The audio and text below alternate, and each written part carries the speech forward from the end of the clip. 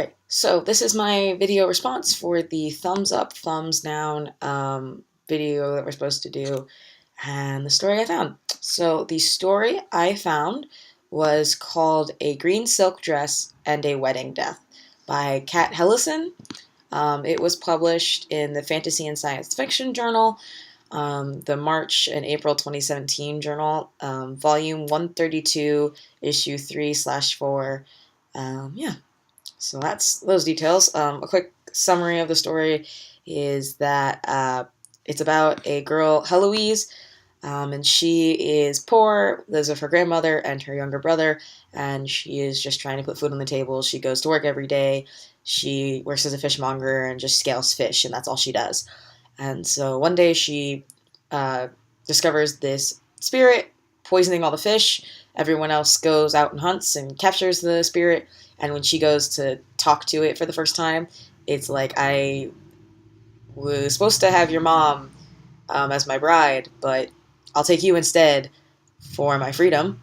And she doesn't want to make this trade, but she doesn't want to let him die either. So eventually she goes, helps him get out of his captivity, and eventually does become his bride. So yeah, sort of works all the way around. It was a really interesting story. I will say, like, the first paragraph, though, wasn't necessarily super interesting, but what sort of made me, like, drawn into it was the fact that it described, her in very stark terms. It says she lived by a cursed river that bled into a black ocean. It's very descriptive. You don't hear people talking about, okay, this river is cursed, saying right away she lives right next to it. Sort of tells you sort of the situation she's at. They describe her house.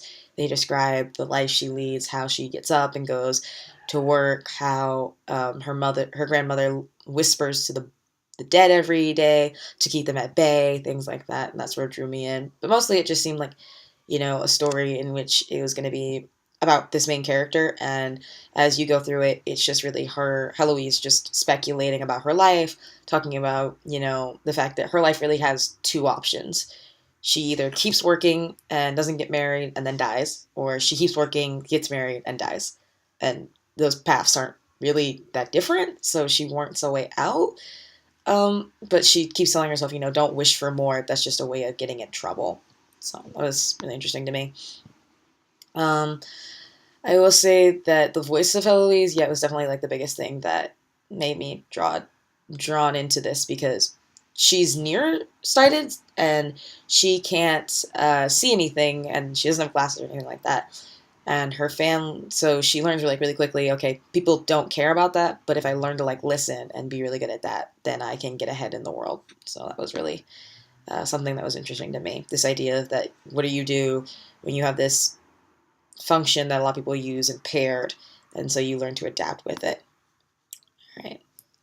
I'd say the bumper sticker of the story is that, is to be aware and to be open when an opportunity comes to your door. So Heloise proves really early on that she knows a lot more about life than everyone else around her that is her same age. Her friend that also works as a fishmonger is just concerned about boys and things like that. And Heloise is already like, men are trash. I can't deal with you. I have to worry about my younger brother and make sure that he is okay and that we have food on the table. And so she learns really quickly that it's not worth it to sort of chase after these people and to care what they say about her. Everyone calls her a saltwater bitch, and she's like, sure, whatever, just pay me, I don't care.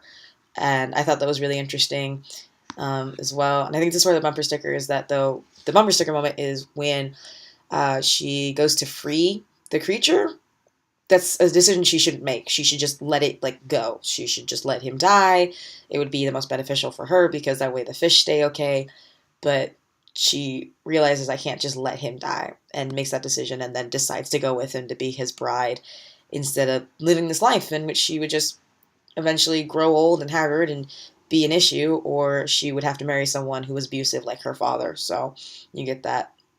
I think really the audience should embrace the fact that, when you get presented with an opportunity you didn't think of, you should be willing to take that moment, seize it, and go with it. And yeah, so that's my response. I really like this assignment because it was cool to get to read a bunch of different pieces of fiction and to find some strange things. All right, thank you.